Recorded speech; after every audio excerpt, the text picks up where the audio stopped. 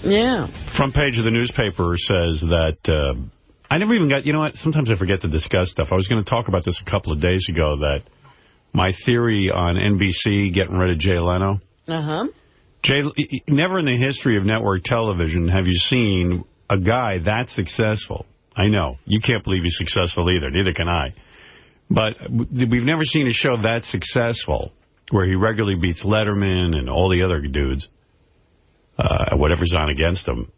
We've never seen a guy that successful all of a sudden being released by NBC to bring in the Conan O'Brien show, which may or may not do better.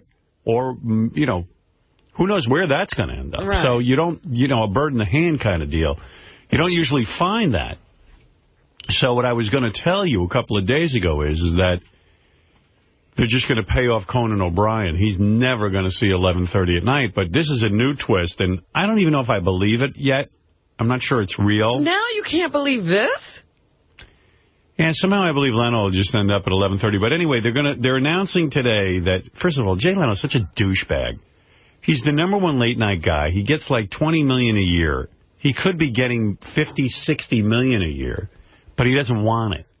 Like, that just skeeves me out and makes me think he's a bigger asshole than I've ever... You know, it's just like, oh, what is that? Like, what?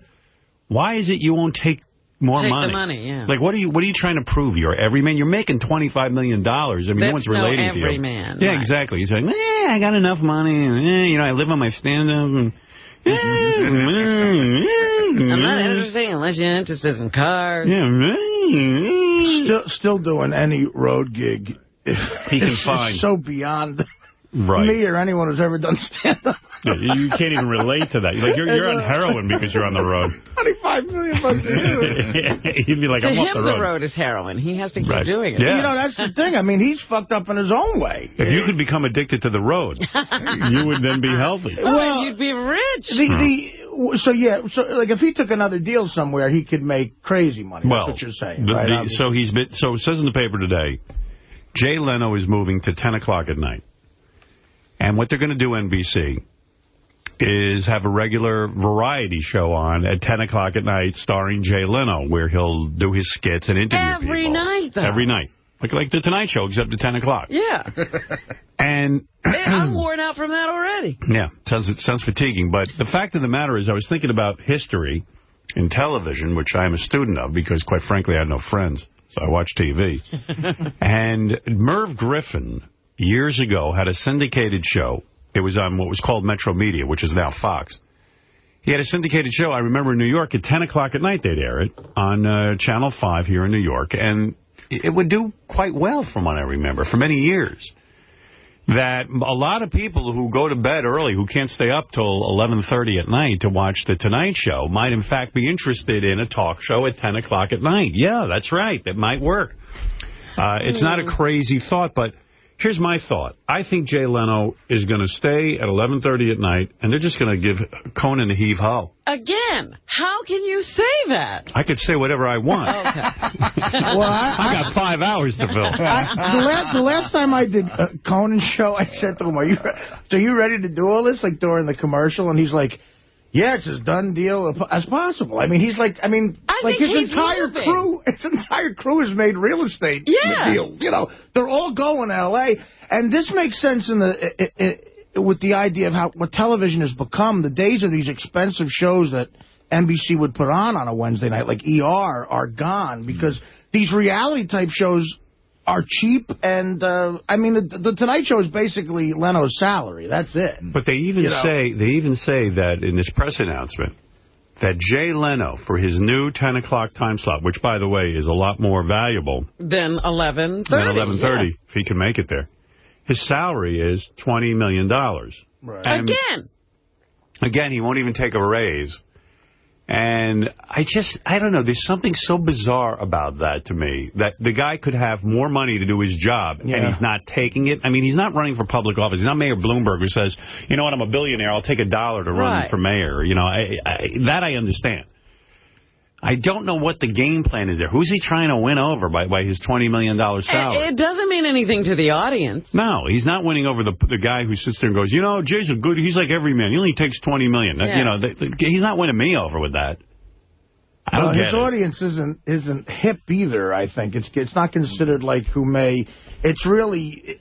It reminds you of those people who love Larry the Cable Guy and NASCAR. Right. I'm sorry. I'm sure a lot of people like NASCAR, but I'm just saying, you know, he's got that Midwestern... He won them over, you know. Yeah. And those people, right, they don't care what a guy's making. They just want to see him tell a joke about... They don't even read his salary. They don't care. Talk about Hillary Clinton. I guess what I'm saying is I'm a regular $20 million guy, just like everyone else. But I guess they figure that non-scripted shows like that's considered is the future. Why not give this guy prime time now? Maybe he can get more ratings than those other shows. On the risky side, and let's not forget, it is much harder in prime time. Jay Leno at 11:30 at night gets a 5 share, and he's a hero. You get a 5 share in prime time, you can kiss your ass goodbye. It's a very brutal time slot because the networks rely on that time slot to make a lot of money. And I don't know that anybody wants to see the same show every night at 10 o'clock. I don't know either. But we'll find out. Like Howard says, sometimes it depends on the guests. You know, I mean, if he can get big-time guests... Which he can. Yeah. You know what? It might work. Who knows? Well, you were talking about the Merv Griffin thing here. That was a New York thing. That wasn't a national thing. No, actually it was. It was a syndicated show. It wasn't. It was on at different times around the country. Right. But he was never on at 10 o'clock all over the country is what I'm saying. That was a New York thing. I remember him as a kid in the 70s. Was he ever on in the afternoon? Yep. Mm-hmm. Yeah, he had different time slots. That's what I remember seeing him. He was up against Johnny Carson for a while and did okay. He did pretty good. If it was now, they'd keep him around. But who knows what it's going to be. But Jay's all proud of himself. And, you know, I'm sure Jimmy Kimmel's happy because I know he was worried that Jay was going to come over to ABC. And squeeze him out, yeah. They say Jay was offered by syndicators and stuff as much as like $100 million a year. And that's too much money for me. I don't want that. Pressure. I feel like that. So how is an edgy bit like jaywalking going to work in prime time? That's the big... He says he's bringing that jaywalking with him, that bit he created. Is he bringing John Melendez with him? Is he bringing the whole show? Yeah. Is it going to be the Tonight Show only earlier? Here's why I think John Melendez has job security. I think this is my theory. I have nothing to base it on, and I wish John well, but I have to figure by now Jay absolutely hates John. Like, can't even understand why he hired him. This is my guess. And... But John has job security, and I'll tell you why. I made such a fucking big deal to Jay about hiring John that I think he kind of feels like... He can't let the experiment fail? Well, yeah, I think in a way he just doesn't want to be the bad guy here now because he took John away from here. And, well, it's been 5 years. Yeah, he gave him enough, but I think... I can tell by the way they use John on The Tonight Show. The few times I've watched The Tonight Show, John's barely on it. And according to fans who post this kind of stuff, say John's barely on it. I think Jay had a much bigger role in mind for John, and then somehow it didn't work out. Did he think John was like a young Dan Aykroyd or something with sketches? No, I think he saw him as a very likable... remember John did I'm a Celebrity, Get Me Out of Here? He had him on as a guest, and his... You know what it was is Jay wasn't a big John fan. His head writer is a big fan of our show. That's where jaywalking and all our bits come from on The Tonight Show. 90% of the bits on The Tonight Show are from our show. I mean, let's be honest about it. And, Jay can bullshit you all he wants. I don't watch the show. I wouldn't know. Yeah, well, trust me. I've seen the list. I don't watch the show either, but I've seen the list of bits, and they're very similar to a lot of things we do. I know jaywalking in the celebrity interviews. Yeah. Jaywalking where he asks everyday people dumb questions is from our show.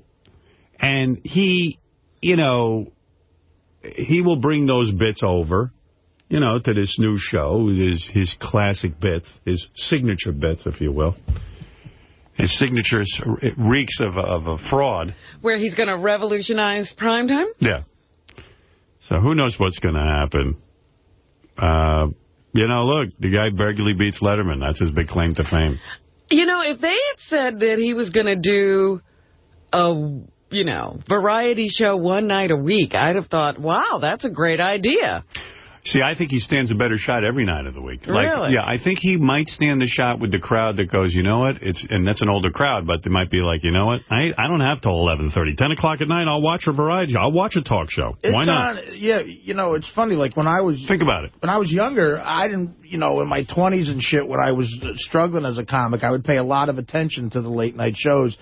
and I had a nocturnal existence, and I would say, what do you mean you can't stay up to watch Letterman? That's stupid. But now with the morning job, those shows are on late, and it's midnight before Letterman and Leno get their regular guest on. I mean, I haven't seen those shows, and I can't tell you how long. 10 o'clock at night, if Jay Leno does a big wrap-up of the day with his monologue, I could see it working. I mean, I don't think it's a totally bizarre idea. I don't think it's a totally bizarre idea, but here's the catch. Those CBS dramas are what is killing everybody else. That's what he's up against. Yeah. He's up against primetime programming. Yeah, people really want that kind of entertainment. Yes, Fred? Do you see that he has to win his time slot, or if he just makes a good showing? If he makes a good showing and he can pull a decent second place even at the budget that a show like that costs to make, he could be a big hit. I think Robin's onto something. I don't think he realizes what a bear trap he stepped into, as talented as Jay thinks he is or pretends to be. I mean, those, CSIs are killers. I mean, Steve Allen left The Tonight Show to do a variety show. And he got killed. Well, listen, if you say Jay versus Letterman, one has a 5 and one has a 3, versus Jay versus Dancing with the Stars type kind of ratings, which I don't know if they'll have. Well, I think Jay's going to have to do some dancing. Yeah, Jay might have to dance with the stars. Right. But there's a bigger audience there to grab at. That is true. It's weird because in my head, I'm thinking, well, it's cheaper, but you know what? Is a CSI cost $20 million to produce? Probably not. If those actors are getting, they're not well known in the beginning.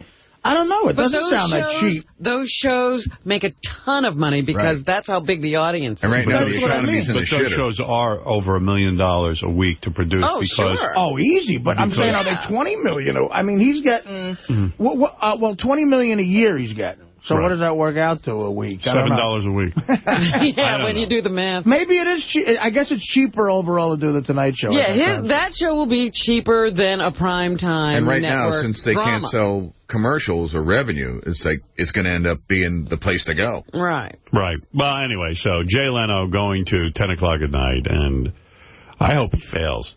Personally, I think he's a shithead, and that's just my feeling. And I'm glad I'll go on the Tonight Show when Conan's there. Now, are you going to one day regret all the things you've said about Jay Leno? No, I don't regret it for a minute. I think he's a shithead. Because I've seen you, kind of look back at some of the other people you've had sure, I know what you're referring to. Like feuds with, and then regret it at this point. No, I you know what, though? Right now, I can honestly tell you I don't regret a thing I'm saying. Now, in the future, if something happened where Jay somehow proved to me that he isn't the shithead that I think he is, well, the autonomon or whatever the fuck that is, that robot motherfucker, well, I'll tell you what, then maybe I'll feel differently. But or maybe you might develop some compassion for him, because this is not a happy man. No, me or him? Him. I think, actually, he's less happy than you. I think Letterman, Leno, you're all miserable. Yeah, but I think Jay is the most miserable of them all. Yeah, he might be. It's weird because he really is. He's crazy. Like, he doesn't seem like a human being to me. Right, he's almost inhuman. He could be cyborg. If Jay captures Osama bin Laden and then cures smallpox, well... Maybe then I'll feel bad. Well, you talk about people Howard had feuds with 20 years ago. You're thinking he's going to be on the air when he's 75? No. These are the last feuds. It has nothing to do with whether he's on the... up the feuds. It has nothing to do with whether he's on the air or not. Oh, okay. He has genuine remorse. Yeah. Like, for some of the things he said about other people. That's what I'm talking about. Is he going to sit around now, 20 years from now, I don't care where he is he going to feel the pain of these statements? I called a guy and apologized to him because, you see, it was different than Jay Leno. Well, it's the first time I ever did it. The guy wasn't ragging on me. I didn't even know the guy, and I was being an asshole about him. I didn't know the guy. I didn't even know anything he did, so I was just being a jerk. So that's why I apologized. He's not like a famous guy like Jay Leno. No. But, you did have you have pain over Soupy. Soupy, I regret, yeah. You have real pain over that. What about John DeBella? I do. I feel. In fact, I called him the other day to thank him for contributing. We have a big program coming up here on the channels, History of Howard Stern Part 2. It's real good. They started it, didn't they? No. I thought, what was that I heard? That was Part 1 replayed, and you hear him promos for it. Oh, okay. But that's coming up in December. I think that starts in 2 weeks. Mm-hmm. And it's a huge program. I mean, these guys have been working on this show for a year and a half. And one of the people who contributed vocal tracks and voiceovers was John DeBella when we get to the funeral part of the career. And so I called John, left him a message thanking him very much for participating because I was listening to some of it, and it was really fun to have him be part of it. And very sort of gracious of him, considering what a shit I was to the guy. Well, I look at him now and I say, it took a toll on him. Yeah, he doesn't look good. He's a beaten down guy. I mean, it was just tough. But like he even says, he goes, Howard imagines I was more affected by this than he knows. He goes, I wasn't that affected. He goes, I did my show. I did the best I could. He beat me. He said it took him a while. And, I still got a career in radio, and I'm okay. Like, maybe he's right. How old of a guy is he? He's, I think, about 2 years older than me. He's probably about 56 or so, 57. Let me tell you something. Still got the mustache. It's great, though. It's great, yeah. I tell you, I saw him at Booker's birthday party last year, and Tom Chiasano and I were standing there on one level, and we see this guy walking up the steps, and Tom says to me, "Who's that old guy?" Oh, good. I know he's some old radio guy, but I can't place. Oh, my God. Tom's senile. I can't place him up. Mr. Blutarski. 0.0. You're out. Finished at Faber, expelled. I want you off this campus at 9 o'clock Monday morning.